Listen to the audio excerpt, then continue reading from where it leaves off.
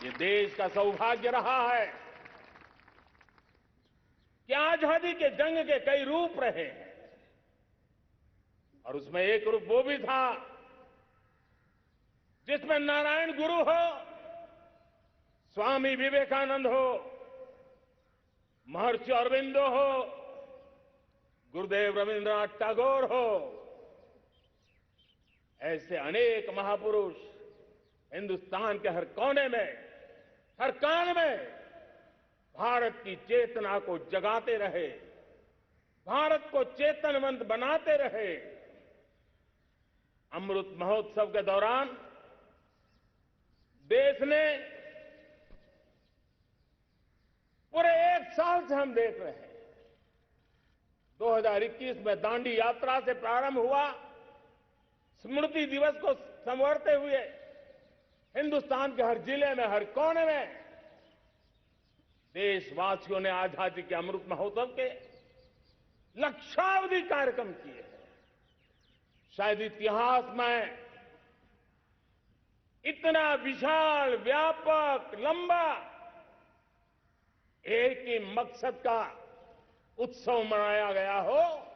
वो शायद ये पहली घटना हुई होगी। और हिंदुस्तान के हर कोने में उन सभी महापुरुषों को याद करने का प्रयास किया गया जिनको किसी न किसी कारणवश इतिहास में जगह न मिली या उनको भुला दिया गया था। आज देश ने खोज खोज करके हर कोने में ऐसे वीरों को, महापुरुषों को, त्यागियों को, बलिदानियों को, सत्याग्रहियों को याद किया, नमन किया। अमृत महोत्सव के दरमियान इन सभी महापुरुषों को नमन करने का अवसर रहा। कल 14 अगस्त को भारत ने विभाजन विभीषिका स्मृति दिवस भी बड़े भारी मन से हृदय के गहरे गांवों को याद करते हुए उन कोटि कोटि जनों ने बहुत कुछ सहन किया था,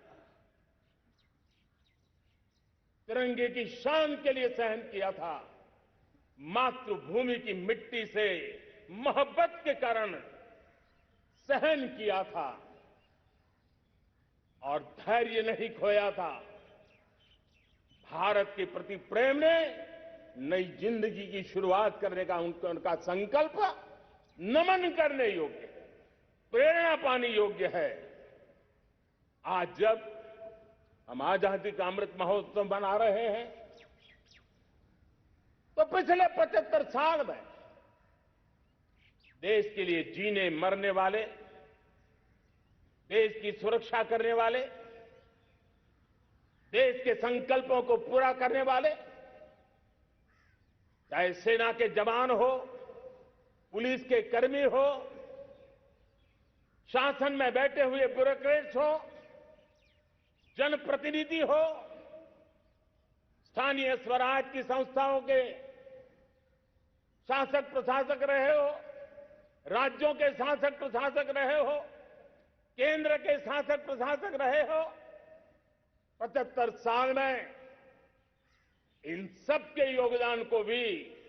आज स्मरण करने का अवसर है और देश के कोटि कोटि नागरिकों को भी जिन्होंने 75 साल अनेक प्रकार की कठिनाइयों के बीच भी देश को आगे बढ़ाने के लिए अपने से जो हो सका वो करने का प्रयास किया है। मेरे प्यारे देशवासियों, 75 साल की हमारी ये यात्रा अनेक उतार चढ़ाव से भरी हुई है। सुख दुख की छाया मंडराती रही है और इसके बीच भी हमारे देशवासियों ने उपलब्धियां की है, पुरुषार्थ किया है, हार नहीं मानी है, संकल्पों को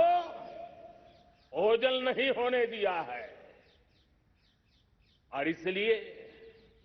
और ये भी सच्चाई है कि सैकड़ों सालों के गुलामी के कालखंड ने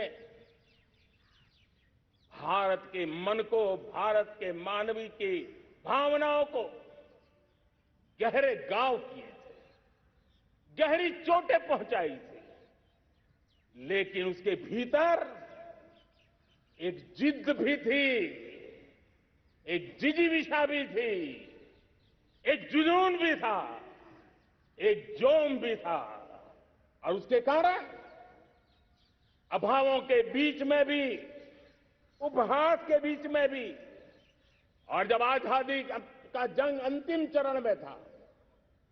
तो देश को डराने के लिए, निराश करने के लिए, हताश करने के लिए सारे उपाय किए गए थे। अगर आजादी आई, अंग्रेज चले जाएंगे तो देश टूट जाएगा, बिखर जाएंगे, लोग अंदर अंदर लड़ करके मर जाएंगे, कुछ नहीं बचेगा, अंधकार युग में भारत चला जाएगा। न जाने क्या क्या आशंकाएं व्यक्त की गई थी। लेकिन उनको पता नहीं था ये हिंदुस्तान की मिट्टी है,